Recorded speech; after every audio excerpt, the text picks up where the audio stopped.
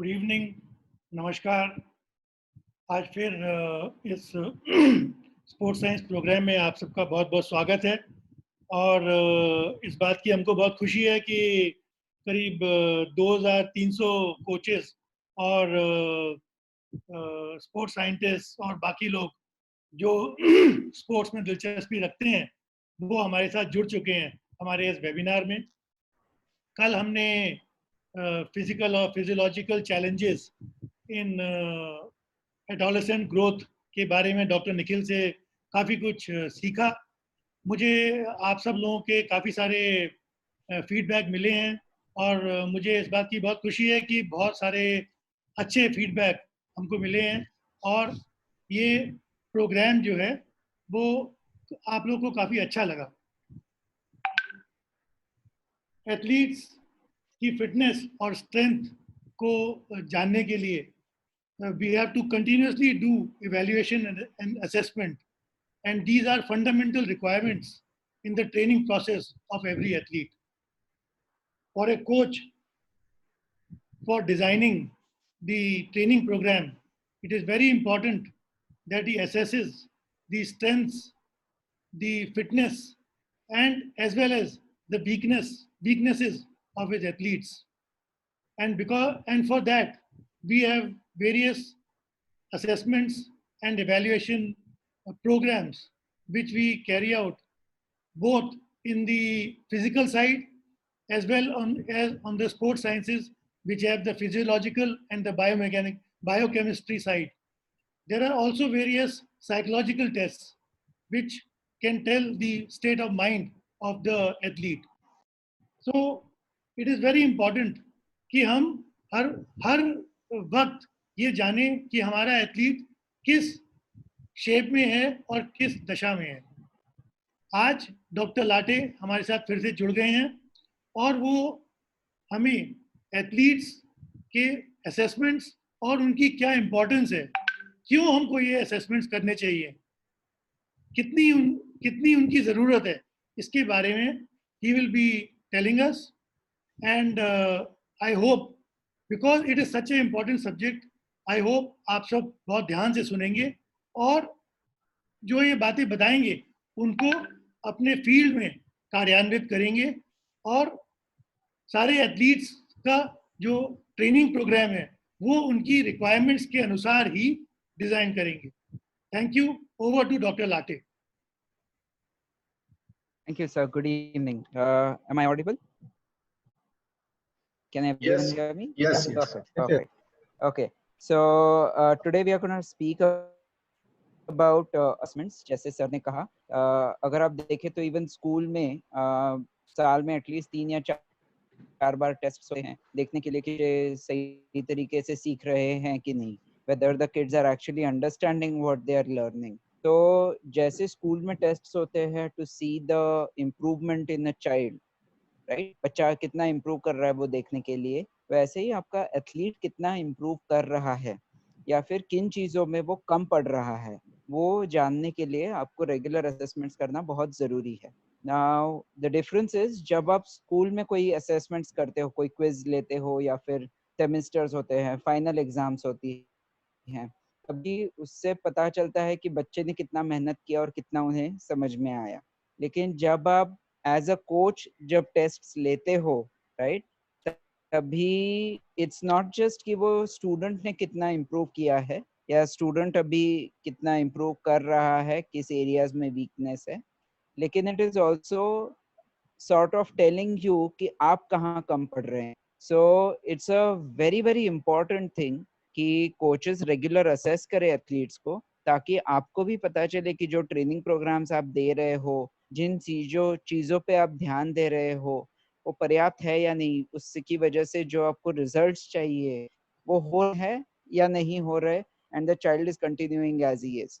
Okay, so इन सारी चीज़ों के लिए regular assessments are an absolutely important tool. Okay, so let's have a look कि असेसमेंट्स होते क्या है और उन्हें आप कैसे कंडक्ट कर सकते हैं, कहाँ कंडक्ट कर सकते हैं।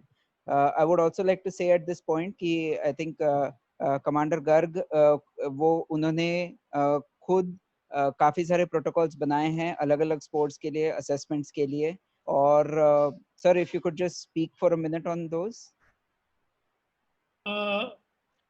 हमने 20 स्पोर्ट्स डिसिप्लिन्स में स्पोर्ट्स अथॉरिटी ऑफ इंडिया ने अभी जो टेस्ट प्रोटोकॉल्स बनाए हैं, और सारे कोचेस को हमने ये सारे टेस्ट प्रोटोकॉल्स ऑलरेडी बता दिए हैं। और अभी जो हमारे नेशनल सेंटर्स ऑफ एक्सीलेंस हैं उनमें हम ये प्रोटोकॉल्स लगाना शुरू करेंगे। कुछ पे हमने ऑलरेडी ये टेस्ट असेसमेंट्स ऑलरेडी कर लिए हैं और कुछ रिजल्ट्स मिले हैं। इनका एक फ़ायदा तो ये भी है कि हम we get to know what the athletes are doing and what should we do for this athletes.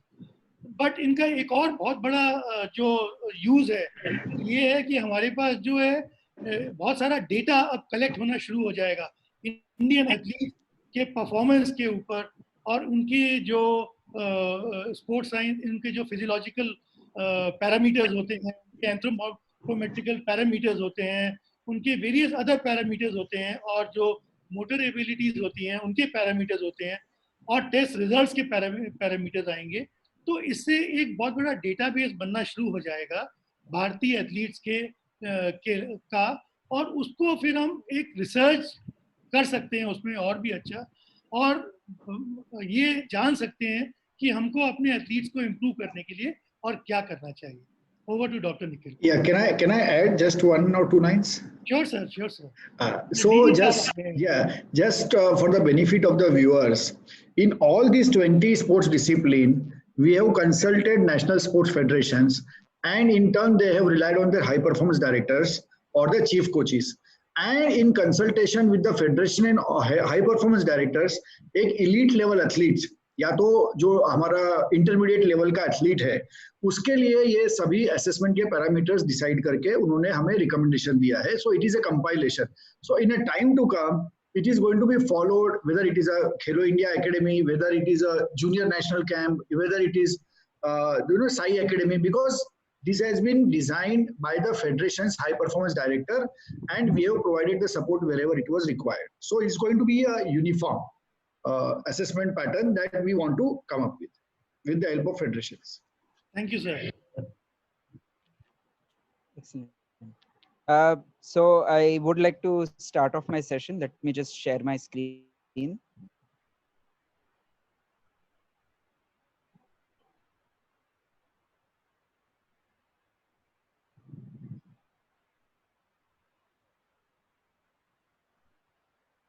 Okay, so जैसे आपने अभी सुना that assessments have already been prepared sport wise, जो नेशनल स्पोर्ट्स फेडरेशन से उनकी हेल्प के साथ, और साई ने ये सारे बनाए हैं, and they will be uniform all over the country.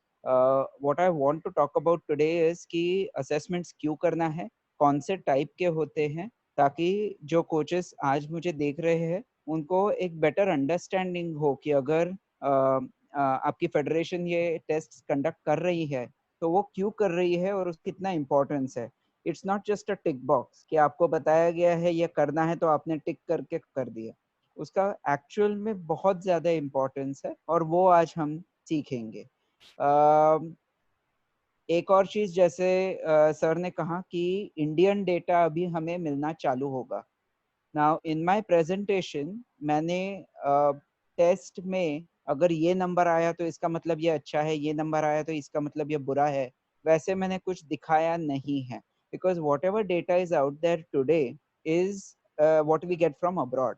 So Indian athletes का डेटाबेस या फिर high and low parameters, good and bad parameters आज हमारे पास नहीं है. So I will be giving you resources कि आप इसके बारे में ज्यादा कहाँ पढ़ सकते हो, लेकिन बिकॉज इंडियन एथलीट्स का डेटा अपने पास नहीं है, मैंने वो गुड बैड वगैरह में इंक्लूड किया नहीं है. Hopefully in a few years time, maybe 2 or 3 years time, अपने पास इतना डेटा हो जाएगा that from junior level to senior level across disciplines and across multiple levels, we will have enough information कि अगर कोई बीप टेस्ट में level 15 तक जाता है तो उसका मतलब उसका फिटनेस कितना है compared to everyone else the same age and the same discipline. Etcetera, आज वो अपने पास नहीं है। Okay, so going ahead, why is there a need for testing? So testing करने की जरूरत क्यों पड़ती है? सो पहले तो है अंडरस्टैंड करंट स्टेटस, मतलब जैसे अभी आप अभी का समय ले लो, जैसे सब लॉकडाउन में है, सारे बच्चे घर पे है, training is at a much lower level, उसकी वजह से फिटनेस भी कम होता है। और जब ये लॉकडाउन खुलेगा, तब आप जब वापस ट्रेनिंग सेंटर में ट्रेनिंग स्टार्ट करोगे, as a coach it is necessary कि आपको पता हो कि आपका बच्चा का फिटनेस लेवल कितना है।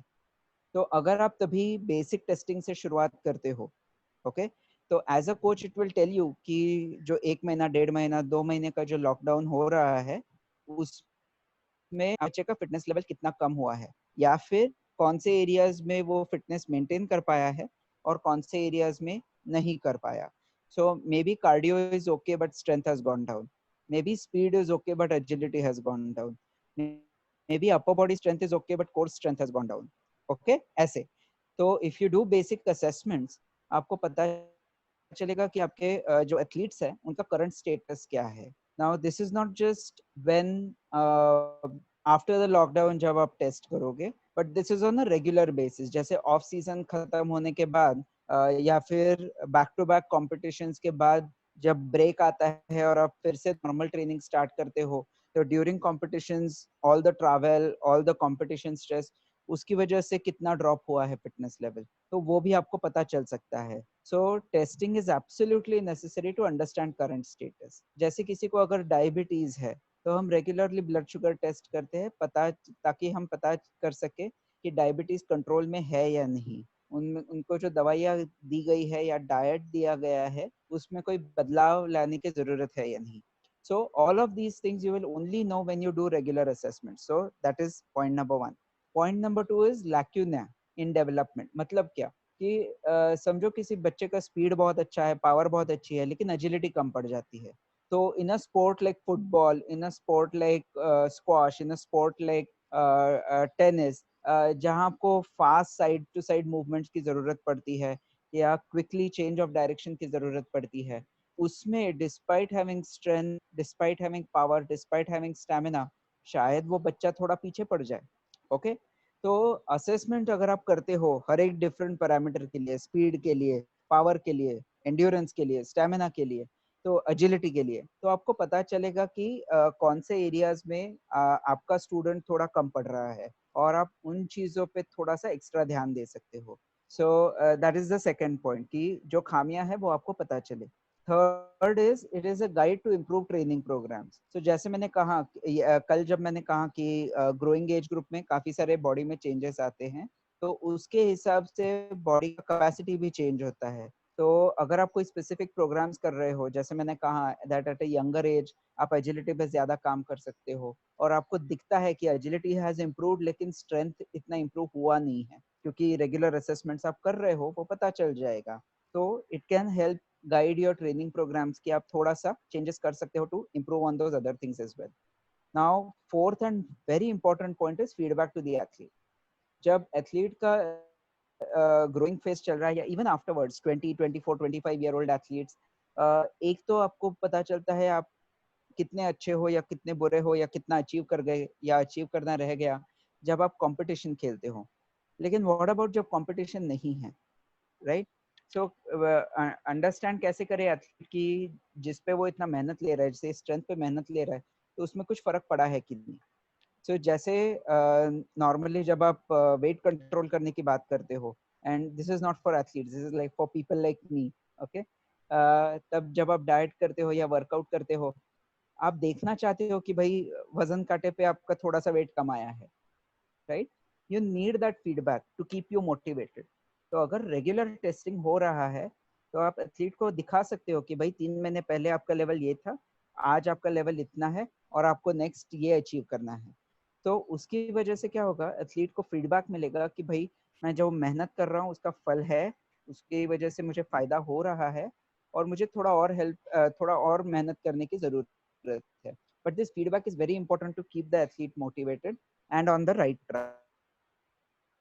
This way also, say for example athlete काफी अच्छा एथलीट है, आसानी से कंपटीशन कर रहा है और आसानी से जो कि वो स्टेट लेवल या डिस्ट्रिक्ट लेवल कॉम्पिटिशन जीत रहा है, एज कैटेगरी कॉम्पिटिशन जीत रहा है, इट कैन हैपन कि वो थोड़ा सा रिलैक्स हो जाता है, और थोड़ा सा रिलैक्स होने की वजह से कैपेसिटी वापस नीचे आनी चालू हो जाती है। तो उस समय अगर आप रेगुलर टेस्टिंग करते हो तो आप एथलीट को दिखा सकते हो कि भाई आज आप अच्छा कर रहे हो, लेकिन आपका कैपेसिटी कम हो गया है। जैसे एज कैटेगरी बढ़ेगा या फिर ट्रेनिंग लेवल बढ़ेगा या फिर कंपटीशन लेवल बढ़ेगा, आप मुश्किल में पड़ सकते हो। सो feedback to the athlete is another fourth important function why you need to do regular testing. And last is regular assessment से जो एज अ कोच जो आप इम्प्रूव करना चाहते हो आपके एथलीट में, क्या वो एक्चुअल में इम्प्रूव हो रहा है या नहीं, ये आपको पता चलेगा। So the first 4 points, understanding current status will tell you कि एथलीट ने अच्छा काम किया है कि नहीं, या फिर क्या मेहनत किया है ऑफ सीजन में। सेकंड, आपको बताएगा कि एथलीट में कुछ खामियां है या नहीं। थर्ड पॉइंट आपको बताएगा कि ओके ये खामियां हैं तो मुझे इसे इम्प्रूव करना है। फोर्थ पॉइंट होगा, एथलीट को पता चलेगा कि भाई मेरा इम्प्रूवमेंट सही हो रहा है या मैं नीचे आ रहा हूँ। लेकिन जो फिफ्थ पॉइंट है वो एज अ कोच आपको बताएगा कि आपका जो ट्रेनिंग प्रोग्राम आपने डिजाइन किया है वो सही काम कर रहा है या नहीं।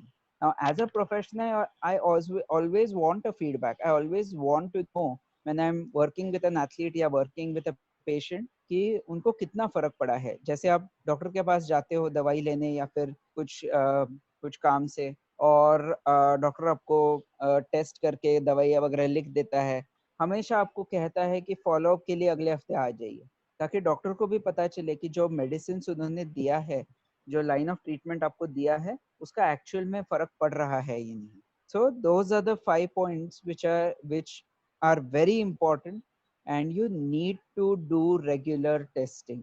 Okay, I'll tell you approximately कि टेस्टिंग कौन से टेस्ट कब होने चाहिए। Of course, there are over 3,500 people on this webinar right now. तो जो गाइडलाइंस मैं दूंगा आर नॉट स्पोर्ट स्पेसिफिक और पर्सन स्पेसिफिक। उसके लिए जो साई ने गाइडलाइंस बनाया है और 20 different sports in conjunction with the NSF, वो आपको इन्फॉर्म किया जाएगा और आपको उसे फॉलो करना है। What I give are general ideas, guidelines. Maybe if there are some coaches on this panel who are working alone, तो उनके लिए वो गाइडलाइंस काफी हेल्प कर सकती हैं। Okay, so let's have a look. So what are the types of assessments? एक तो होता है बेसिक असेसमेंट या field assessment. So field test मतलब जैसे रनिंग टेस्ट हुआ या फिर जंपिंग टेस्ट हुआ, तो ये कंडक्ट करना बहुत इजी है। दे आर क्वाइट रिलायबल, मतलब अगर 2 दिन आप सेम टेस्ट कंडक्ट करते हो तो रिजल्ट्स ऑलमोस्ट एक दूसरे को मैच कर जाएंगे। ये टेस्ट करने में बहुत ज्यादा इक्विपमेंट नहीं लगता और ये आप रेगुलरली काफी बार कर सकते हो, तो उससे आप ट्रैक कर सकते हो whether the athlete is actually improving और नॉट। दूसरा होता है लेबोरेटरी टेस्ट। नाउ ये थोड़े एक्सपेंसिव होते हैं, इसमें ब्लड टेस्ट आते हैं या फिर हाई एंड इक्विपमेंट के साथ जो एक्सरसाइज फिजियोलॉजी या बायोमैकेनिक्स का असेसमेंट्स होता है, जैसे video analysis, motion analysis, VO2 test, वो सब उसमें आ जाता है। So let's have a look at the basic test and the lab test. At this point जो ब्लड टेस्ट है उसके बारे में ज्यादा जानकारी मैं आज नहीं दूंगा, because it is the domain of a sports medicine doctor and a nutritionist. तो इस पैनल में जब स्पोर्ट्स मेडिसिन डॉक्टर्स और न्यूट्रिशनिस्ट आएंगे, वो ब्लड टेस्ट के बारे में आपको काफी विस्तार में बताएंगे, तो that won't be covered by me today. I will be talking more about basic assessments and lab assessment. Okay, now there are other assessments which are done by other professionals. Now I am a physiotherapist and a sports scientist, लेकिन जो sports psychologist होते हैं, they conduct psychological assessments. जो dietitian या nutritionist होते हैं वो आपका डाइट और न्यूट्रिशन का चेक भी करते हैं, एंड जो स्ट्रेंथ एंड कंडीशनिंग स्पेशलिस्ट होते हैं वो इधर जिम इक्विपमेंट जिससे आपका बेसिक स्ट्रेंथ वगैरह चेक कर सके, या फिर high and equipment like isokinetic devices use करके आपका स्ट्रेंथ वगैरह सब चेक कर सकते हैं। Again because I'm not a nutritionist or a psychologist, ये topics जो specialists आएंगे इस forum पे वो conduct करेंगे. Okay, so let's go to basic tests. So जैसे मैंने कहा basic tests का main फायदा होता है that इससे आप improvement track कर सकते हो. अगर किसी को इंजरी हो जाए, say for example, अगर आपने जून के महीने में किसी का टेस्टिंग किया एंड अनफॉर्चुनेटली जुलाई में उसे इंजरी हो गई और वो अगस्त तक ठीक हो गई, तो अगस्त में आपको कैसे पता चले कि उसका फिटनेस कितना है और कहाँ तक लेके जाना है? तो अगस्त में आप फिर से टेस्ट करोगे, उसका रिजल्ट जून के टेस्ट से कंपेयर करोगे और आपको पता चलेगा कि वो एक महीने की इंजरी की वजह से कितना लेवल कम हुआ है आपके एथलीट का. तो उस हिसाब से you can make sure that you design a program to catch up. Okay, the next thing is to make sure there is no overtraining. So basic assessments mein one of the first things I'm going to cover is basal heart rate. So basal heart rate in my opinion is the most sensitive way to check for overwork या overload. तो उसके बारे में हम अभी बात करेंगे अगले स्लाइड में. और so these basic assessments will also help you understand कि overload या overtraining तो नहीं हो रहा है. Okay, so let's get on to it. So basic assessments are of several types. First is basal HR. तो उसके बारे में मैं थोड़ा बात करना चाहूँगा. बेसल HR मतलब सुबह जब आप उठते हो, नींद से आप उठ जाते हो, तभी पूरे दिन में जितना कम से कम आपका हार्ट रेट आ सकता है वो यूजुअली सुबह अर्ली मॉर्निंग आता है. ओके, अगर आपको रात को नींद ठीक से नहीं हुई है या पेट खराब है या फिर कल ट्रेनिंग ज्यादा हुआ या फिर दिमाग में कोई टेंशन है, इन सारी चीजों की वजह से बॉडी थका हो, दिमाग थका हो, पेट खराब हो, इन सारी चीजों की वजह से आपका बेसल हार्ट रेट बढ़ जाता है. सो अगर आप रोज चेक करते हो बेसल हार्ट रेट तो आप इजीली आइडेंटिफाई कर सकते हो कि आज मेरा एथलीट पूरी तरह से रिकवर नहीं कर पाया है कल के ट्रेनिंग से, फॉर वॉट एवर रीजन 10% कम इंटेंसिटी से लेना है, तो ये आपको पता चल जाएगा. एक एक्सट्रीम एग्जांपल देना चाहूंगा. एक्सट्रीम इसलिए क्योंकि ये एथलीट का नहीं है, ये ऑर्डिनरी आदमी का है एंड यूजुअली ऑर्डिनरी आदमी में ये चीजें काफी ज्यादा दिखती है. मेरे दो दोस्त थे, थोड़ा सा उनका दिमाग खाली था, वो बॉम्बे से बैंकॉक साइकिलिंग करना चाहते थे 6000 किलोमीटर. ओके, और दे आर नॉट एथलीट्स, उनकी तैयारी ठीक से हुई नहीं थी और जब वो जाने वाले थे तब तक मतलब उनका आइडिया था कि हर हफ्ते 700 किलोमीटर साइकिलिंग करेंगे और उनका प्रैक्टिस चल रहा था हफ्ते का 400 किलोमीटर का. तो वो तैयार बिल्कुल नहीं थे और उनका जो बेसल हार्ट रेट हम मॉनिटर कर रहे थे तो उससे पता चल रहा था कि बॉडी जवाब दे रही है. सो जब उन्होंने साइकिलिंग स्टार्ट किया, we had to put very strict controls on them कि आप साइकिल इसी स्पीड से चलाओगे, आप इतने टाइम के बाद ब्रेक लोगे, आप इतना पानी पियोगे, आप अपने हार्ट रेट को इस एरिया से क्रॉस नहीं करने दोगे, इतना घंटा सोओगे. तो ऐसे स्ट्रिक्ट कंट्रोल्स डालने के बाद 1 महीने बाद उनका जो बेसल हार्ट रेट है वो नॉर्मल आ गया. सो उनको अंडर ऑब्जर्वेशन 1 महीना लगा to adjust to the training schedule. Now this won't help happen with athletes. ये हुआ क्योंकि वो मेरे जो दोस्त थे वो 45 इयर्स के अबव है. सो एथलीट्स में तो इतना टाइम नहीं लगेगा, but it is by far the most sensitive indicator to know कि कल के ट्रेनिंग से आज के ट्रेनिंग तक बॉडी रिकवर कर गया है या नहीं. Okay, so basal heart rate is something you need to check every day, in my opinion. Okay, second is जो अलग अलग aspects है अलग अलग sports के, जैसे speed हुआ, endurance हुआ, agility हुआ, flexibility हुआ, balance हुआ, all of these things need to be checked correctly. Power, all of these things need to be checked individually. Now हर एक sport में हर एक चीज टेस्ट करने की जरूरत नहीं होती. So this is why I asked Commander Garg to talk about the STI programs, because Sports Authority of India along with the NSF has designed protocols for individual sports. Okay, so they will inform you about it in due course. So let's have a look that basic tests में ये सारी चीजें आप कैसे test कर सकते हो. So let's talk about speed. So one of the basic tests that can be done, इसका काफी variations भी है, is 35 meter sprint test.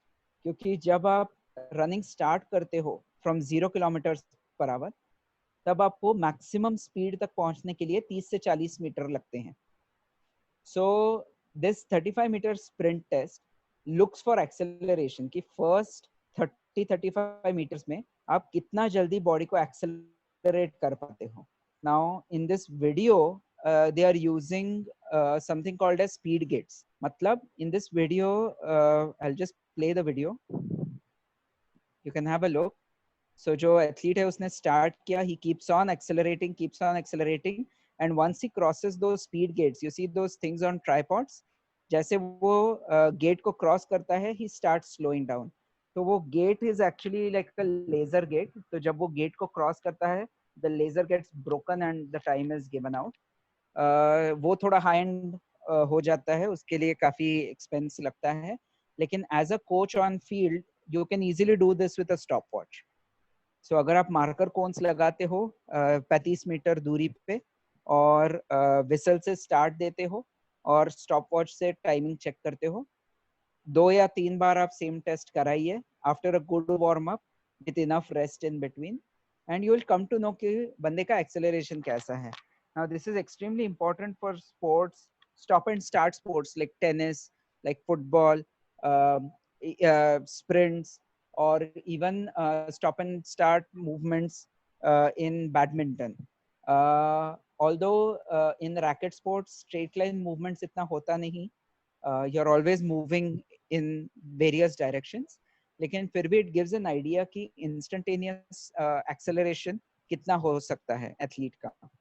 Again, I haven't mentioned कि normal data क्या है, कि कितना टाइम में फिनिश करे 35 मीटर, तो अच्छा समझे या बुरा समझे, क्योंकि उसका इंडियन एथलीट्स का डेटा हमारे पास नहीं है. जो फॉरेन एथलीट्स का डेटा है उसके लिए मैं ये प्रेजेंटेशन में आगे आपको रिसोर्स बताऊंगा कि आप ज्यादा कहाँ से पढ़ सकते हो. So next is beep test for endurance, या काफी सारे स्पोर्ट्स में अभी बीप टेस्ट का वेरिएशन यो टेस्ट इस्तेमाल होता है. तो इसमें बेसिकली आपको 20 मीटर की जगह चाहिए, आप वीडियो में देखेंगे, और उसके साथ एक वो साउंड ट्रैक चाहिए जिससे वो बीप्स तैयार करता है. So let's have a look at the test and I will describe it. So जो एथलीट्स है वो एक एंड पे खड़े रहते हैं, 20 मीटर दूर दूसरा एंड है, और जो साउंड ट्रैक है उस पे बीप आता है. जैसे बीप की आवाज आती है वो इस तरफ से उस तरफ भागते हैं, रुकते हैं, फिर से बीप की आवाज आती है तो वापस आ जाते हैं. सो ये टेस्ट चालू रहता है और वो बीप्स थोड़ा थोड़ा करके जल्दी आना स्टार्ट होते हैं. So every single stage you're running faster and faster and faster. So her bar beep की जो दूरी है, पहले होगी 10 सेकंड, फिर 5 सेकंड, फिर 2 सेकंड, तो 2 सेकंड तक नहीं जाता, लेकिन फिर भी. So then what happens is you have to keep running faster and faster and faster, and at one point आप वो 20 मीटर का जो डिस्टेंस है दो बीप्स के बीच में कवर नहीं कर पाते, तो आपको एक वार्निंग मिलता है, और दूसरी बार अगर आप कवर नहीं कर पाते टेस्ट रोक दिया जाता है और वो नोट किया जाता है. Now when you're doing field testing, Android हो या Apple iOS devices हो, जो ऐप स्टोर या प्ले स्टोर है उस पे आपको बीप टेस्ट के काफी सारे एप्स मिल जाएंगे. काफी सारे हैं, तो आपको कौन सा यूजर इंटरफेस पसंद है उस हिसाब से आप डाउनलोड कर सकते हो. और वो ऐप जब आप स्टार्ट करते हो ये बीप्स की आवाज देगा, और जिस जहाँ पे आप रोकते हो वो आपको लेवल बताएगा. अगेन लेवल के हिसाब से आपको पता चलेगा फिटनेस कितना है, VO2 कितना है. उसके नॉर्मल टेबल्स है, मैं वेबसाइट आपकी जानकारी आपको दूंगा, वहां पे आप चेक कर सकते हैं. But this beep test is a very well known test, all around the world conduct होती है for stop and start sports like football and cricket. इसका एक वेरिएशन है कॉल्ड यो टेस्ट, वो काफी यूज होता है आजकल. Whether you use a beep test, whether you use a yo-yo test, you will not be wrong. Okay? लेकिन अगर आपको गाइडलाइंस मिला है, जैसे बीसीसीआई ने गाइडलाइंस दिया है कि आपको योयो टेस्ट यूज करना है, तो आप योयो टेस्ट यूज कीजिए। लेकिन अगर आप आपके एथलीट के लिए आपके एकेडमी में अगर आप बीप टेस्ट यूज करते हो या फिर योयो टेस्ट यूज करते हो, don't worry, you are not wrong. इस टेस्ट में बिकॉज एवरी सिंगल स्टेप आपको थोड़ा और तेज, थोड़ा और तेज, थोड़ा और तेज भागते जाना है। आपके बॉडी पे जो लोड है वो बढ़ते जाता है, आपकी दिल की धड़कन भी बढ़ते जाती है, एंड एट वन पॉइंट आप अपने मैक्सिमम कैपेसिटी रीच कर जाते हो, जिसके आगे पुश करना मुश्किल हो जाता है। इधर आपका स्पीड नहीं बढ़ता, या फिर आप थक जाते हो, या फिर दिल की धड़कन इतनी ज्यादा हो जाती है कि उसके आगे आप पुश नहीं कर पाते और आपको रुकना पड़ता है, या आप स्लो डाउन हो जाते हो और वहां पे ये टेस्ट खत्म की जाती है, क्योंकि आपका मैक्सिमम एंड्योरेंस या मैक्सिमम स्टैमिना हमें अभी पता चल गया है। That's the idea behind the beep test. So पहला टेस्ट था स्पीड के लिए, ये दूसरा टेस्ट था स्टैमिना के लिए। अब तीसरा टेस्ट है agility के लिए। Let's have a look at the test first and we'll come back to what it means. So agility test में basically आपको अलग अलग directions का test check, movement check करना है। तो यहाँ पे ये बंदा सीधा आया, फिर left गया, right गया, वापस पीछे, and then back running. So this is a very basic test. ये कोई भी कहीं भी करा सकते हैं, आपको बस 5 यार्ड या 10 यार्ड की जगह चाहिए to keep those cones in that pattern. Again, the test procedure, I'll give you a link ताकि आप ये चेक कर सको। बट इसकी आइडिया ये है कि आप मल्टी डायरेक्शनल मोबिलिटी चेक करना चाहते हो। Now T test is a very generic test. अगर आप कोई इंडिविजुअल स्पोर्ट्स लो, जैसे बैडमिंटन लो, तो उसके लिए अलग एजिलिटी टेस्ट होता है जो बैडमिंटन के मूवमेंट्स को इनकॉर्पोरेट करता है। अगर आप फुटबॉल के लिए चेक करो तो अलग होता है। सो हर एक स्पोर्ट के लिए specific tests are there. T-test is a general test. But I want you guys to understand this. मतलब ये दिखाने का रीजन ये है कि आप समझ सको कि ये सारे टेस्ट करना जरूरी है।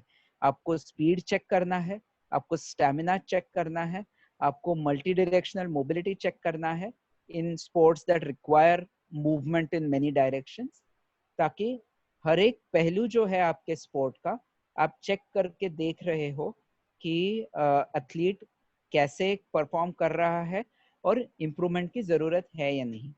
सो फॉर एग्जांपल, कल मैंने बात की that at an early age 10, 11, 12, 13 साल की उम्र में एजिलिटी इज वन थिंग जिसे इम्प्रूव करने की कोशिश करनी चाहिए। तो अगर एजिलिटी का टेस्ट आप रेगुलरली करते हो, से 2 हफ्ते में एक बार या हर महीने एक बार, तो आप ज्यादा बेटर ट्रैक कर सकते हो कि जो आपने एजिलिटी ड्रिल्स दिया है या उस चीज पे आप ध्यान दे रहे हो उसका रिजल्ट्स हो आ रहा है कि नहीं, are there actual improvement seen. Okay, so that can be done. So please understand, I am just making you understand कि हर एक स्पोर्ट के डिफरेंट डिफरेंट एट्रीब्यूट्स होते हैं and you need to test for each one of them individually. जैसे school में भूगोल का अलग टेस्ट होता है, मैथमेटिक्स का अलग टेस्ट होता है, साइंस का अलग टेस्ट होता है, क्योंकि हर एक एरिया में बच्चे ने कितना पढ़ाई किया है वो दिखना चाहिए। That's fine. Next is flexibility test. Again flexibility का काफी सारा टेस्ट है, लेकिन ये वाला टेस्ट सबसे कॉमन है, which is sit and reach test. तो यहाँ जो फोटो में इमेज दिखाया है वेयर एथलीट पैर सीधे रख के आगे स्ट्रेच कर रहा है, that is the easiest way to do. और अगर आपकी उंगलियां आपके पैरों तक जाती है तो आप नोट करेंगे 0। अगर आपकी उंगलियां आपके पैरों तक नहीं जाती तो वो माइनस में आप नोट करेंगे। अगर फोटो में जैसे दिखाया है हाथ उंगली पैरों की उंगलियों को क्रॉस करके आगे चला जाता है तो वो प्लस में दिखाई देता है। Now in my experience, काफी सारे एथलीट्स स्पेशली ग्रोइंग एज में ये टेस्ट सही तरह से नहीं कर पाते। उनका फ्लेक्सिबिलिटी काफी कम होता है, हैमस्ट्रिंग्स काफी टाइट होता है और उस वजह से इंजरी के चांसेस बहुत बढ़ जाते हैं। ये काफी सिंपल टेस्ट है फ्लेक्सिबिलिटी का, and I would highly recommend कि एज कोचेस ये टेस्ट तो आपको रेगुलरली कंडक्ट करना ही है, ताकि आप फ्लेक्सिबिलिटी चेक कर सको। और अगर फ्लेक्सिबिलिटी कम है तो एथलीट को इंजरी का चांसेस बहुत बहुत ज्यादा है। काफी सारे एथलीट्स का मैंने चेक किया है, वो पैरों तक तो छोड़िए, पैरों से 10 सेंटीमीटर तक भी हाथ नहीं ले पाते. It becomes that bad, and that's a huge risk for injuries. So again, we have checked for speed, we have checked for endurance, we have checked for multi-directional movement. Now we have checked for flexibility. Okay, the next thing we check for is power. Now, one of the simplest ways to check power is vertical squat jump test. Let's have a look at the video और मैं explain करता हूँ ये test कैसे होती है. So what this person does is he jumps up और चौक से मार्क करता है कि उसका हाथ कहाँ टच हुआ. और ये टेस्ट स्टार्ट होने के पहले, एक मिनट, और ये टेस्ट स्टार्ट होने के पहले नॉर्मल खड़े रह के वो मार्क करता है कि पोजीशन कहाँ पे आई. सो नॉर्मल स्टैंडिंग में चौक मार्क, जंप करके चौक मार्क, और फिर जंप हाइट चेक करने के लिए all you need to do is with a normal tape measure check कि स्टैंडिंग का जो मार्क है और जंपिंग का जो मार्क है उसमें कितना डिस्टेंस है, और जितना डिस्टेंस ये दो मार्क्स में होगा उतनी जंप हाइट है. Now why is this a test for power? Power is explosive strength, कि आप सबसे कम टाइम में कितना ज्यादा स्ट्रेंथ जनरेट कर पाते हो, that is power. So vertical jump test में आपके दोनों पैरों में से थाइज, काफ्स, बटक्स, बैक, सारे जो मेन पावरफुल मसल्स है उनको एक साथ 100% फोर्स से काम करना पड़ता है ताकि सबसे ज्यादा ऊंची जंप मार सके. और इसको आप मेजर करके चेक कर सकते हो कि आपके एथलीट में पावर कितना है. ना इसमें दो चीजें हैं. से फॉर एग्जांपल जब मैंने बैडमिंटन प्लेयर्स का टेस्टिंग किया है वो काफी आसानी से 2 फीट के ऊपर, कुछ लोग तो 1 मीटर तक ऊंची छलांग मार पाए हैं, राइट. लेकिन एक बार मैंने एक काफी लंबे बास्केटबॉल प्लेयर का टेस्ट किया था, वो मुश्किल से 15-20 सेंटीमीटर तक की ऊंचाई कवर कर सके थे. So very light short 5 inch के बैडमिंटन प्लेयर्स 1 मीटर तक जंप मार पा रहे थे, और जो बैडमिंटन और जो बास्केटबॉल प्लेयर्स है 6'8", 6'9", 6'10", वो बेयरली 20 सेंटीमीटर जंप कर रहे थे. इसका मतलब ये नहीं कि बास्केटबॉल प्लेयर्स है उनमें पावर कम है, लेकिन उनका वजन बैडमिंटन प्लेयर से काफी ज्यादा होने की वजह से उनका जंप हाइट कम हो गया. सो जो जंप हाइट जब आप चेक करते हो तब स्पोर्ट के हिसाब से क्या लेवल अच्छा है, क्या लेवल बुरा है, वो चेंज होगा. Always remember that. स्पोर्ट के हिसाब से क्या लेवल अच्छा है, क्या लेवल बुरा है, वो हमेशा चेंज होगा. जैसे आप किसी बीप टेस्ट की बात करो तो कोई शूटर अगर बीप टेस्ट करता है compare to a marathon runner, तो उनका बीप टेस्ट का रिजल्ट काफी डिफरेंट होगा. लेकिन इट मे बी कि मैराथन रनर का जो लेवल आएगा वो मैराथन रनिंग के लिए कम है, और शूटर का ऑल्दो काफी कम लेवल आया है वो शूटिंग के लिए बढ़िया है. सो जब आप कोई टेस्ट करते हो you have to understand that it is very sport specific. Okay, so say for example कोई बैडमिंटन प्लेयर 20 सेंटीमीटर जंप करता है, नॉट सो गुड. लेकिन अगर कोई बास्केटबॉल प्लेयर जो 6'8", 6'9" हाइट है उसकी, और वो 1 फुट लंबी छलांग मार लेता है, ऊंची छलांग मार लेता है, that may be very good. So it has to be according to the sport. Okay, 3 attempts आप करोगे और सबसे बेस्ट है वो चेक करोगे. अगेन आपने आपके स्पोर्ट के अलग अलग पहलू चेक किए हैं, ऐसे आप अपना पावर चेक कर सकते हो. Next is balance test. Now balance is one of the things जो काफी सारे स्पोर्ट्स में जरूरी होता है लेकिन उस पर ध्यान नहीं दिया जाता. मैं एक एग्जांपल देना चाहूंगा फुटबॉल का. सो फुटबॉल में क्या होता है, आपका ध्यान बॉल की तरफ होता है, आप कंटिन्यूअस अपने पैर तो नहीं देखते. तो अगर यू कम अक्रॉस, आप बॉल की तरफ जाने की कोशिश कर रहे हो but your feet are not in the correct position, तो आपकी इंजरी के चांसेस बढ़ जाते हैं. And your feet are not in the correct position usually because आपका बैलेंस कम होता है. मतलब आपके दिमाग को पता नहीं होता कि पैर किधर है ताकि आप अपना वेट पैरों पे बैलेंस कर सको.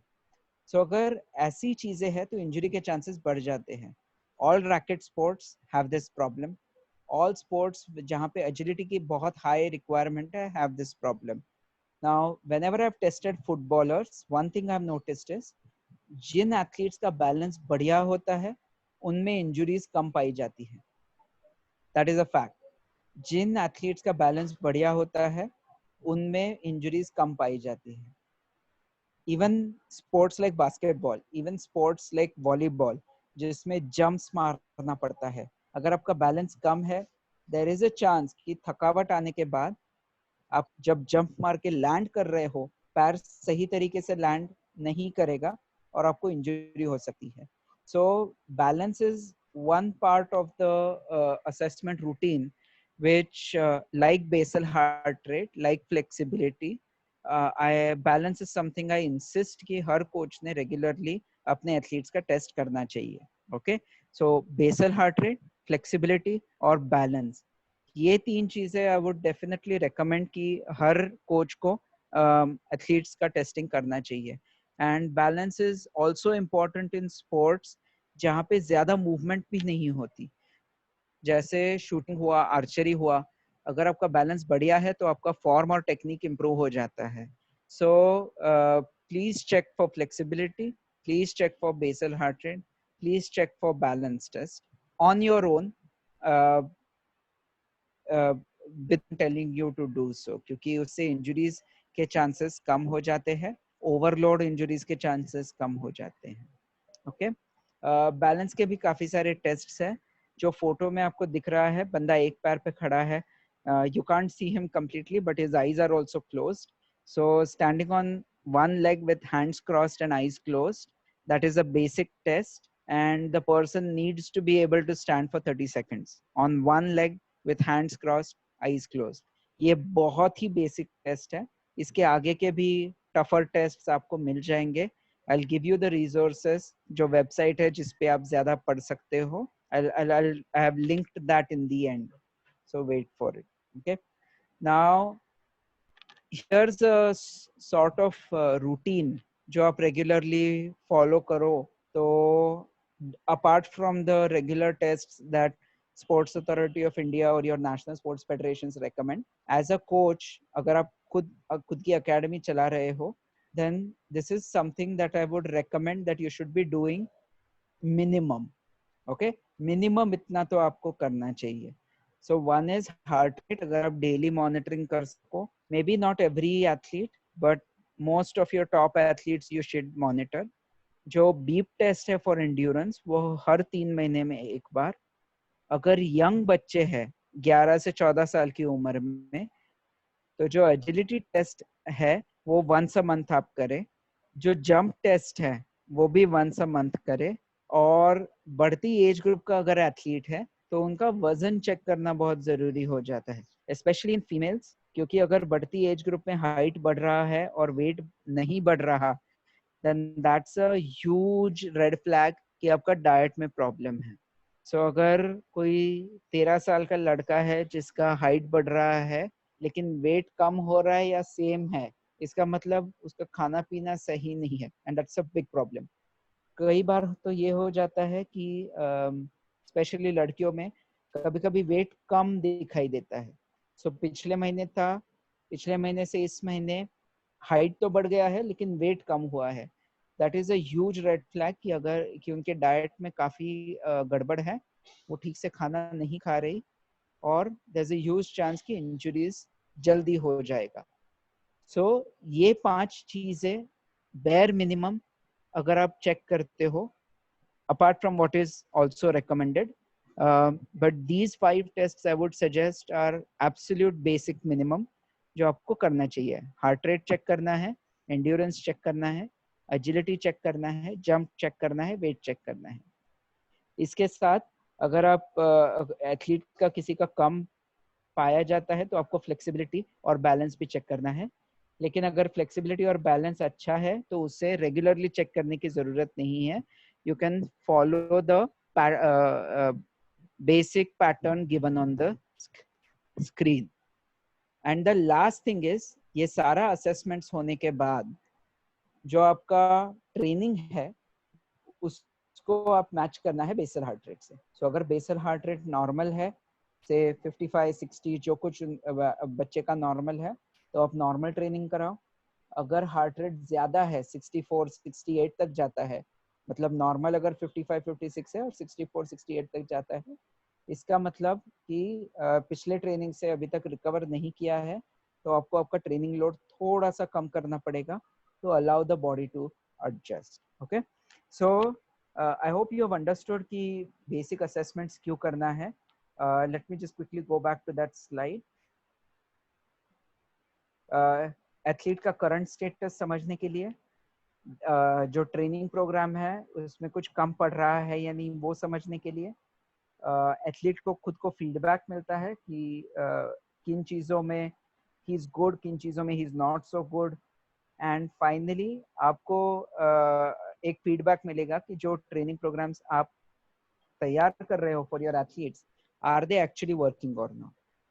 Okay, so which is why you definitely need to test and retest regularly.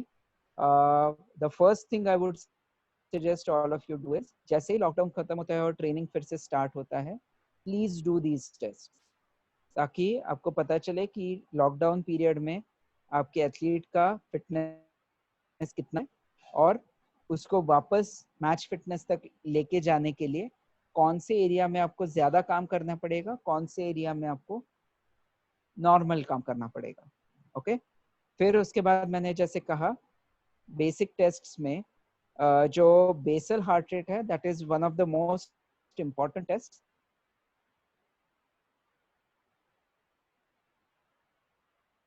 ताकि आप ट्रेनिंग बेनिफिट है वो सही मिले और इंजरी ना हो वो चेक कर सको. The next thing I would suggest is flexibility test.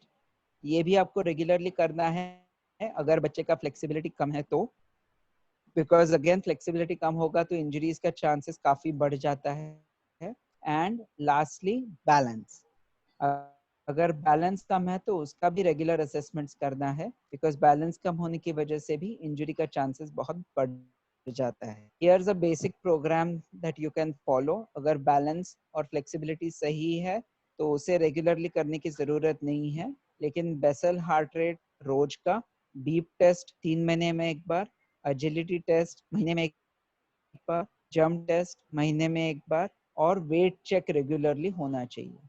Okay, now let's go to high performance assessments.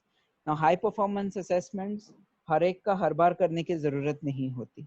So high performance assessments ideally जो एथलीट्स है जिनका ग्रोथ फेज पूरा हो चुका है, जैसे 18 साल से बड़े एथलीट्स, 20-22 साल के एथलीट्स जो मे बी नेशनल कैंपर्स है, उनमें आप हाई परफॉर्मेंस असेसमेंट्स करो तो सबसे ज्यादा फायदा मिल जाता है. तो इसमें जो हमने से बीप टेस्ट किया जिससे आपका फिटनेस पता चलता है, एंड्योरेंस पता चलता है. जो बीप टेस्ट बेसिकली आपको जो चीज बताता है अजम्पशन की वजह से कि अगर आप ये लेवल तक पहुंचे मतलब आपका फिटनेस इतना है. जो लैब टेस्ट है वो एक्चुअल आपके बॉडी में कितना ऑक्सीजन जा रहा है, कितना कार्बन डाइऑक्साइड बाहर आ रहा है, आपका हार्ट रेट कितना है पूरे टेस्ट के समय, वो सब चेक करके आपको बताएगा कि एग्जैक्टली आपका फिटनेस लेवल कितना है और किस एरियाज में कम पड़ रहा है. कल के सेशन में कुछ लोगों ने पूछा था एरोबिक ट्रेनिंग और एनारोबिक ट्रेनिंग में कुछ चेंजेस होते हैं क्या with regards to physical and physiological development. So those changes are very sport specific. लेकिन जो VO2 measurement आप करोगे उसमें आपको एग्जैक्ट पता चल जाएगा कि आपके एथलीट का एरोबिक लेवल क्या है, एनारोबिक लेवल क्या है. Similarly, lactic acid is a byproduct that forms because of exercise. तो उसको चेक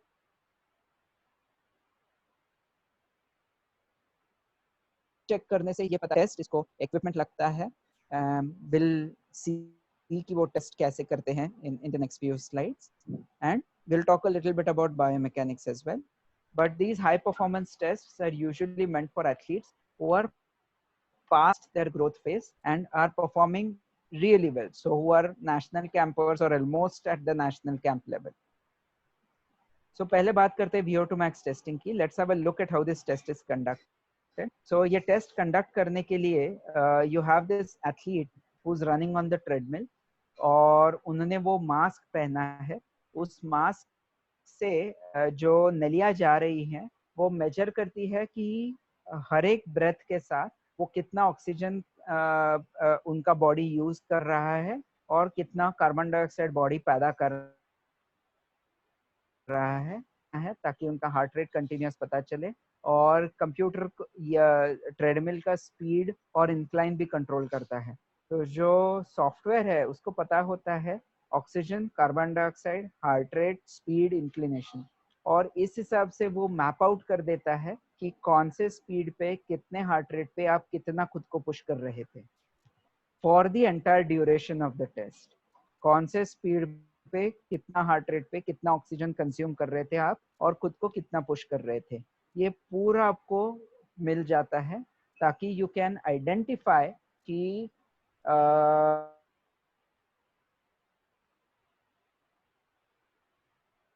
से फॉर एग्जाम्पल लिमिट काफी अच्छा है लेकिन anaerobic limit not so much, तो उस पर काम करना बहुत ही ज्यादा जरूरी है. बिकॉज 800-1500 मीटर रनर अपने एनारोबिक जोन में काफी रन करता है. whereas अगर कोई मैराथन रनर आप लो तो उसका एरोबिक लिमिट काफी हाई होना चाहिए. Anaerobic limit should be high but not as much as a badminton player or a 800 meter runner.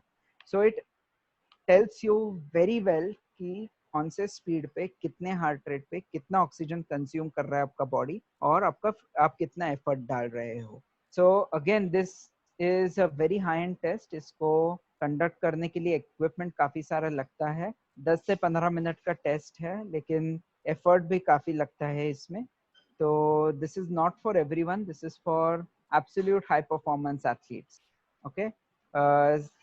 This is a much more improved version of the beep test. So matlab the beep test is based on this test. Yeah, yo-yo test is based on this test. ये वो सारी tests का बाप है. Okay. So next is blood lactate levels.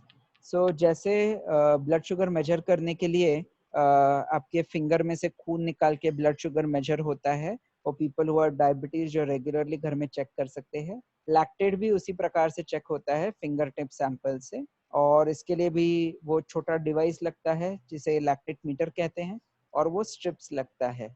सो इसमें ये दोनों चीजें थोड़ी एक्सपेंसिव है. So again, this is not recommended for everyone, only for high performance athletes. And इसका भी protocols होता है.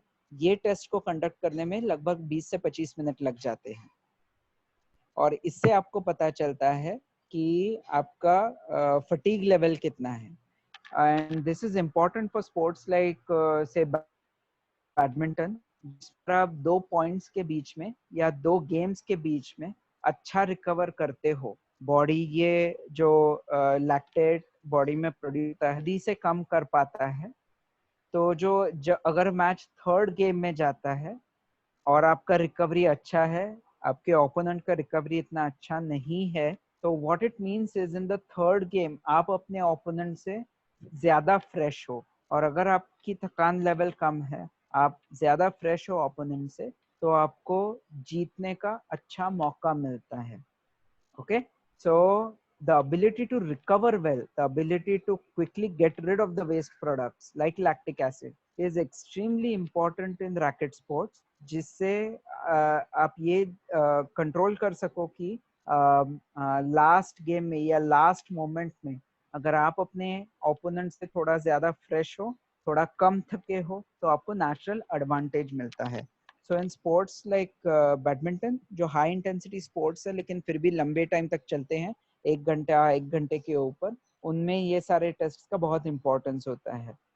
फुटबॉल में इंपॉर्टेंस होता है. हॉकी में not so much because hockey has rolling substitutions. तो जो टॉप लेवल के एथलीट्स है, जैसे नेशनल टीम में देखा जाए, तो सब्स्टिट्यूशंस इतने जल्दी होते हैं कि कोई भी एथलीट 5 मिनट से ऊपर फील्ड पे नहीं होता usually.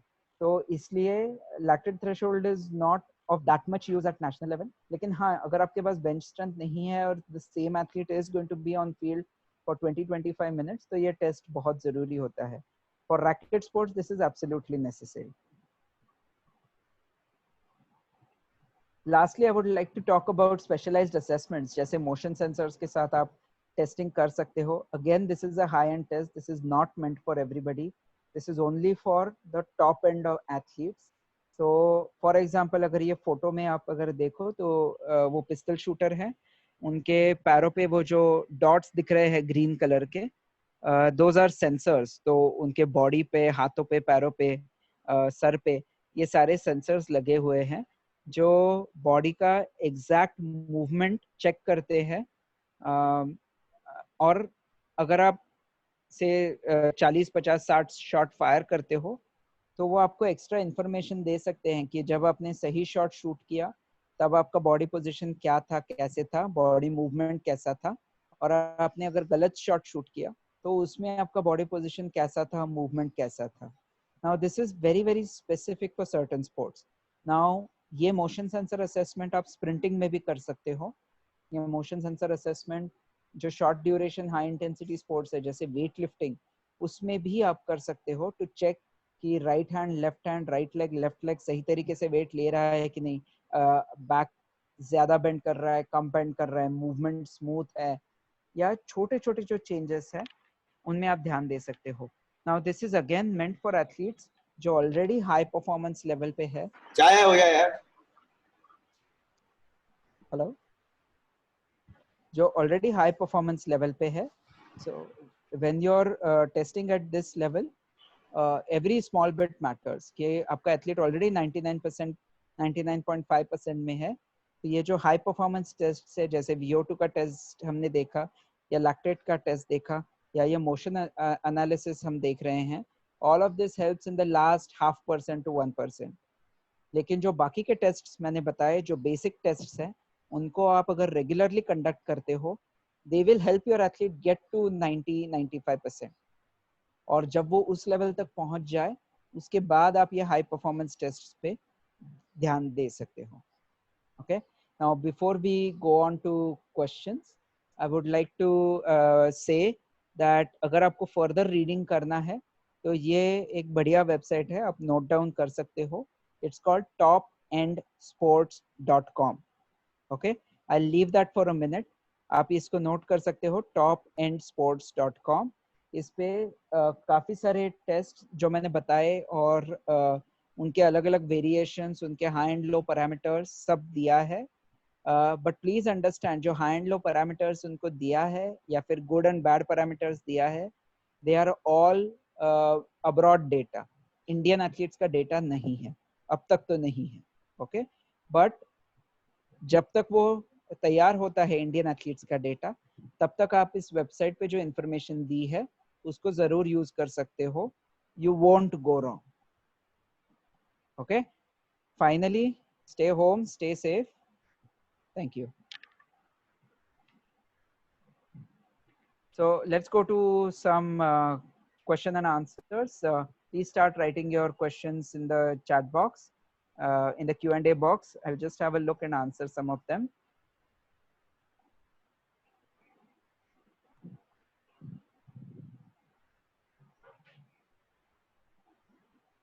Okay, so there was a question. Anaerobic lactic sports like volleyball, what would be the right process to develop cardiovascular system? So the जो आपका normal training होता है, whatever is your normal training, you can do that normal training and that should help develop the cardiovascular system correctly. But by doing assessments, you can keep a check on it कि power बढ़ रहा है कि नहीं, endurance बढ़ रहा है कि नहीं, and that will give you a better guide as to whether you need to improve or not.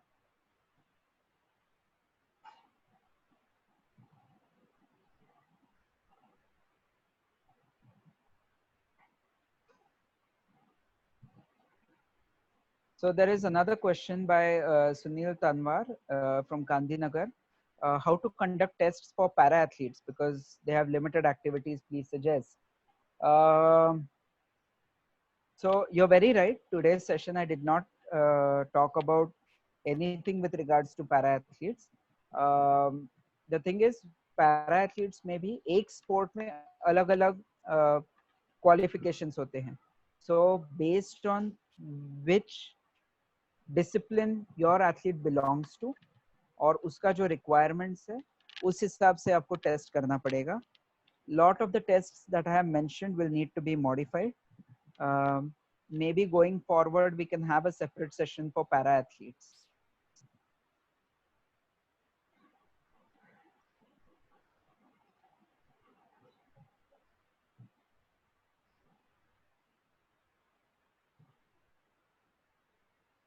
What do you mean by lacunae? I mean gaps in training.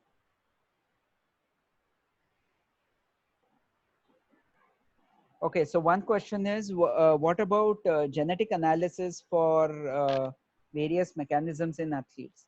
Very interesting question. I first came across genetic testing almost 11 years ago when I first looked into getting genetic testing done for some of the athletes I was working with. And my conclusion today is same as my conclusion then, which is it's a good to do test, but it is not completely accurate. Let me explain. So if you think about high-end athletes, say for example, a top badminton player, if he or she gets a genetic test done and the genetic test tells them that they would make very good marathon runners, then at that age, they are not going to shift their sport. So let's say you start testing athletes when they are 10, 11, and 12. So when they're very young and you do the genetic testing, when there's an entire growth spurt left, genetic testing can give you a basic guide ki this person will be good at power sports or this person will be good at endurance sports, but it can't narrow down to one specific sport. That's one point. Secondly, the tests are still quite expensive. They're not very cheap. And three, the most use I have seen of genetic testing is in the field of nutrigenomics. Meaning, genetic testing करके आपको पता चल सकता है कि आपको आपकी body vitamin B12 सही से एब्जॉर्ब कर सकती है कि नहीं, या फिर आप लैक्टोज इंटॉलरेंट हो कि नहीं. ऑल ऑफ दीज थिंग्स जहाँ पे आपके डाइट में आपको चेंजेस करने पड़ सकते हैं. So that is where genetic testing actually shines. In my opinion, it's still too expensive and it's not very specific. Lekin if you can afford it, and agar the athletes that you work with have a genuine issue with diet related problems, then yeah, you can get it done.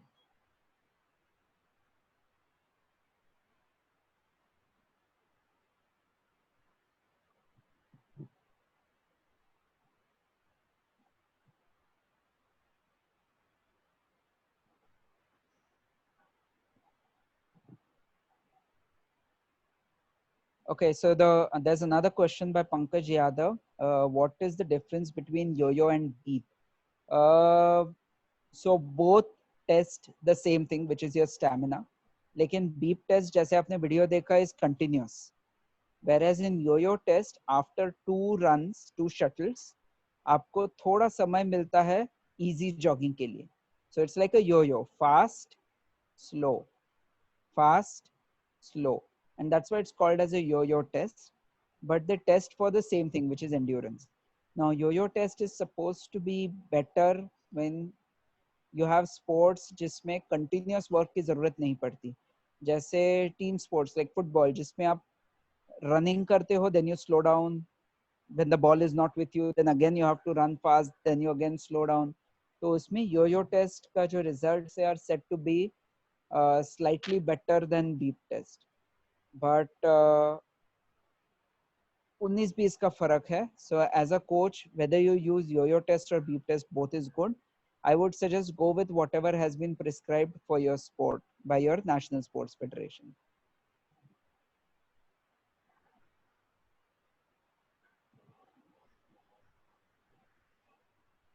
So there are quite a few questions on different tests, ka time intervals and everything. So if you go to that website topendsports.com, उसमें not just the tests I mentioned, उनके जो variations है, जैसे somebody has written endurance test के लिए hardware test कर सकते हैं क्या.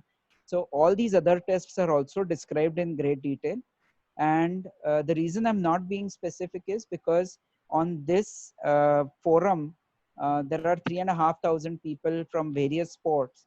And I can't talk about just one sport. So the recommendations are a bit basic, but if you go to that website, you'll get a much better understanding on which test is better suited for your sport, and you can use it, no problem.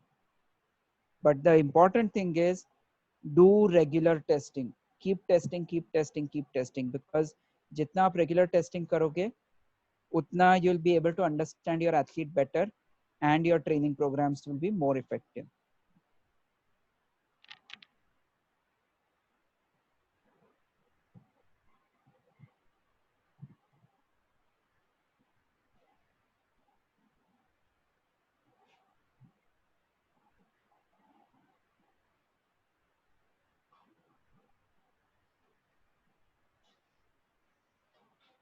So the question is, can flexibility be increased at elite level? Yes, you can. If you follow a basic flexibility program, stretching program, flexibility will increase, and in 3 weeks time, you'll notice great improvements.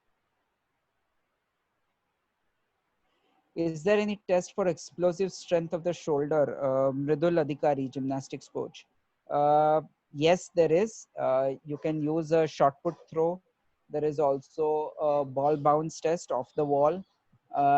So there are a number of tests which are available. You can just check them out on the website. It will really help you.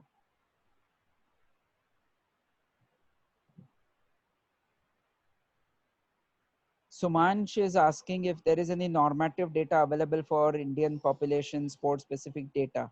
I'm sorry, not yet.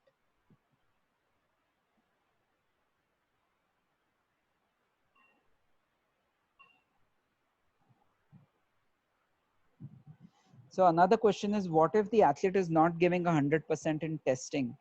You just need to speak with them more. So for example, I was once involved with pre-season testing for the West Ham United team back in UK when I was studying there. तभी पूरे team का जो commitment था वो इतना बढ़िया था that we were testing on field in the outdoors, and suddenly it started raining. So then coach पूरी टीम को अंदर ले गए और 5-5 के ग्रुप में उनको लेके आए. So 5 लोग टेस्टिंग कर रहे हैं, अगले 5 ग्रुप वार्म अप कर रहे हैं और बाकी लोग आराम से रूम में बैठे हैं जहाँ पे थोड़ी बॉडी गर्म रहे और ठंडी ना पड़ जाए. तो जब coach, support staff, strength and conditioning coach इतना एफर्ट डालते हैं और इतना सीरियसली लेते हैं टेस्टिंग को, automatically the athletes also start giving their best. So I think it flows both ways. आप एथलीट को मोटिवेट कीजिए and at the same time see if you can emphasize the importance of this testing on them.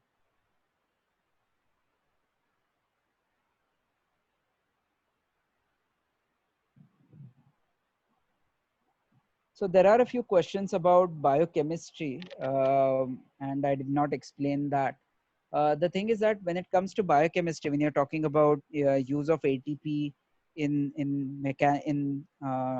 training, या फिर the different energy systems like the ATP-CP system, the anaerobic glycolysis, aerobic glycolysis, fatty acid oxidation, these are all molecular systems that happen at a level that you can't see, right? So as athletes or as coaches, what is important is to understand कि वो mechanism सही तरीके से चल रहे हैं या नहीं. The only way you can do that is by testing. For example, if you do a beep test, a field test, and the athlete is able to reach say stage 15 odd, which means उनका VO2 max हुआ 57-60 के आसपास, which means उनका aerobic threshold काफी अच्छा है, which means that their aerobic glycolysis, aerobic fatty acid oxidation is pretty good. Now, if you are able to do a high-end laboratory test where continuous monitoring हो रहा है oxygen consumption का, lactate का, heart rate का और speed का, then you'll also be able to tell कि when does that switch over happen from non-aerobic system to anaerobic system to aerobic system, sorry, opposite. Starts from aerobic system to anaerobic system to non-aerobic system, and where is your ventilatory thresholds, where are your lactate thresholds, all of that. But the question is that is extremely interesting for me as a sports scientist and probably the person who's asking this question. But how will a normal coach or an athlete understand that? And that is why I haven't gone into great depth about the molecular systems, you know, which substrate is used, how, when, during which sport, because all of these things happen a trillion times in your cell every single second inside your mitochondria. But what does that mean?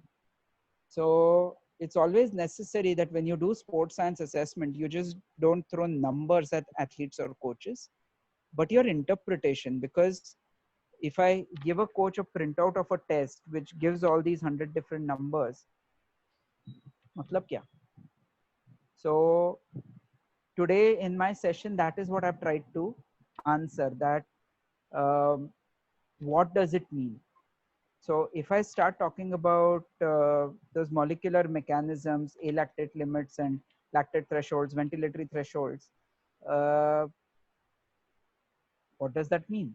How does it affect your training? How does it affect your performance? What do you do about it? So if you do an explosive test like vertical jump test where you're purely relying on the ATP-CP system and it comes out less, how do you train for it? Of course, you have to push the ATP-CP system. But what does it mean by pushing the ATP-CP system? Instead, if I say that power कम है तो आपको strength बढ़ाना है, आपको explosive strength बढ़ाना है, आपको ज़्यादा jump का ट्रेनिंग करवाना पड़ेगा और फिर vertical test का improvements दिख जाएगा. That becomes a bit more practical. I'm sorry if I dumbed it down too much, but then, like I said, there are over 3,500 people on this session, and I did not want to alienate anyone.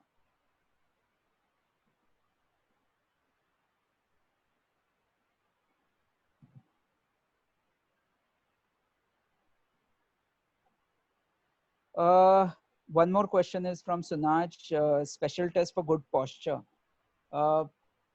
Sunaj, in my experience, athletes always have terrible posture. It is the requirement of their sport. For example, if you see the way a shooter stands when he is shooting, that's not ideal posture, but it is the correct posture for that sport. So I wouldn't recommend any tests for posture. I would rather check for chances of injury.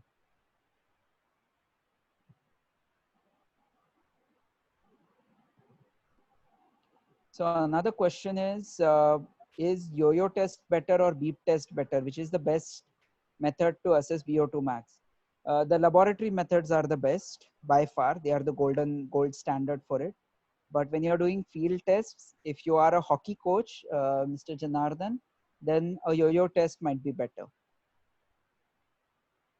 How to measure lactate acid tolerance test? That requires equipment like lactate meters and strips.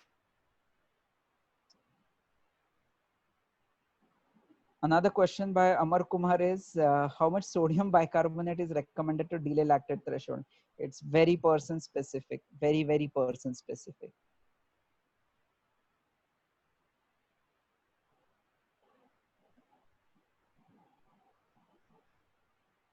There are some questions regarding different tests or that can be done for different sports. As Mr.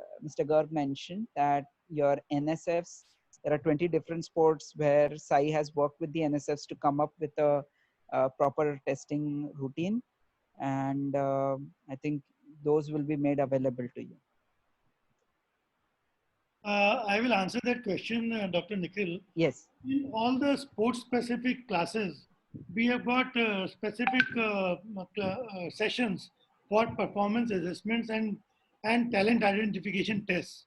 So these will be covered. Coaches को ये मैं बताना चाहूँगा कि जो sports specific test हम लोगों ने और NSF ने मिलकर के किए हैं, उनके बारे में डिस्कशन जो है, जो हमारे सेपरेट स्पोर्ट्स सेशंस हो रहे हैं, उनमें उनके बारे में और भी ज़्यादा बताया जाएगा और वो सब आपको कैसे करनी है और उसमें फ़र्क क्या है, रॉ टैलेंट के लिए कौन से टेस्ट हैं और आपके डेवलपमेंट एथलीट्स और एलीट्स के लिए कौन से टेस्ट हैं, वो सब उसमें हम डिस्कस करेंगे.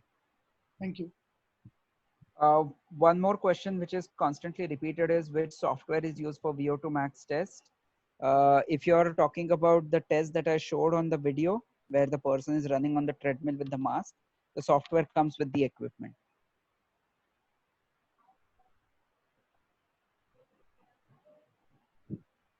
Dr. Nikhil, you can also tell them that today, if you type on the internet, Yeah.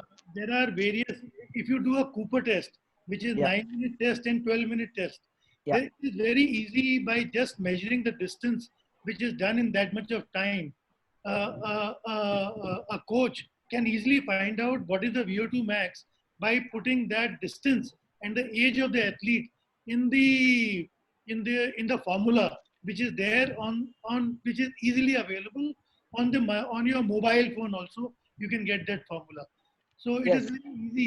You don't It have is extremely easy to check for these field tests. Even if you do a beep test and you know at what level the athlete stopped, there are, if you just put that in Google, Google will tell you the answer. So it's not that hard. But what I would definitely recommend is the website that I flagged, topendsports.com.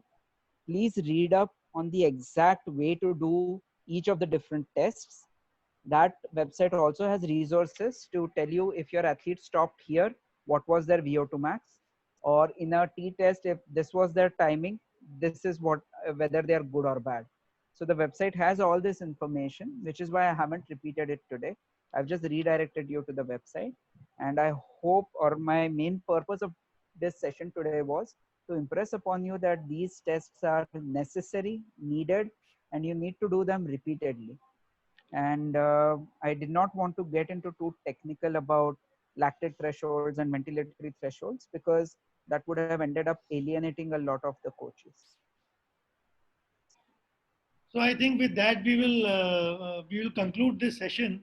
It has indeed been a very educative and path-breaking session where the coaches have come to know. A lot of coaches may be knowing about these tests, but a lot of coaches have understood that इनकी ज़रूरत क्या है. जो doctor Nikhil ने बार-बार हमको बताया कि हमें क्यों करने चाहिए, कि इसकी नीड क्या है, इनकी ये बहुत अच्छी तरह से हम सबको समझाया है. और मुझे उम्मीद है कि अब कोचेस जो हैं और उनके साथ जो सपोर्ट स्टाफ है वो मिल कर के एथलीट्स के साथ अपने ये सिंपल टेस्ट भी, अगर आप मान लीजिए 8 से 12 साल के एथलीट्स के साथ काम कर रहे हैं, बच्चों के साथ काम कर रहे हैं, उनके साथ भी ये जो सिंपल टेस्ट हैं ये आप आराम से कर सकते हैं. जो निखिल जी ने, जो डॉक्टर निखिल ने बताया अबाउट दैट वेबसाइट, उस पर करीब 400 टेस्ट जो हैं वो उनको कैसे करना है और किस तरह से उनमें क्या इक्विपमेंट की आपको ज़रूरत है, वो सब all that is explained very well. So if there is any more this thing, please go on that website. Not only that, there are many more, 1 or 2 more websites which do describe these tests. So you please go on that. There are 400 tests given, and they are given for every requirement. कि मान लो आपको agility करना है, तो agility का test करना है, तो how many? There are about 10-15 tests for agility. Endurance करना है, तो there are about 20 tests for endurance. इस तरह से हर चीज़ के लिए टेस्ट है और स्पोर्ट्स स्पेसिफिक टेस्ट भी हैं उसमें, और नॉर्मेटिव वैल्यूज भी हैं काफ़ी अच्छी. तो आप देखिए, वो डॉक्टर साहब ने हमें उस तरफ मोड़ दिया है, हमें एक दिशा दी है आज. हाँ, और हमें बताया है कि हमें किस दिशा में चलना चाहिए. अब हमारी ड्यूटी बनती है कि हम उस दिशा पे चलें और इसको फॉलो करें. Thank you very much doctor Nikhil. Thank you. आपके दोनों सेशन बहुत ही अच्छे थे. मुझे बहुत अच्छे फीडबैक हम लोग सब ने दिए हैं आपके इन सेशंस के लिए, और मैं बस आपको एक स्टैंडिंग ओवेशन देना चाहूँगा इस सब के लिए. Thank you very much. और अभी हम doctor Majumdar, would you like to add something sir? No, Dr. Whatever he has explained, it was very lucid and very informative, and I think all the coaches would be benefited out of that to carry out this simple testing procedure. I thank Dr. Nikhil for his presentation. Thank you very Thank you, much. sir. Thank you, Indeed. sir. Thank you. I will close the meeting now, and we will meet again tomorrow at 5 o'clock with a totally different subject and a different session. Thank you very much. Thank you. Thank you, sir.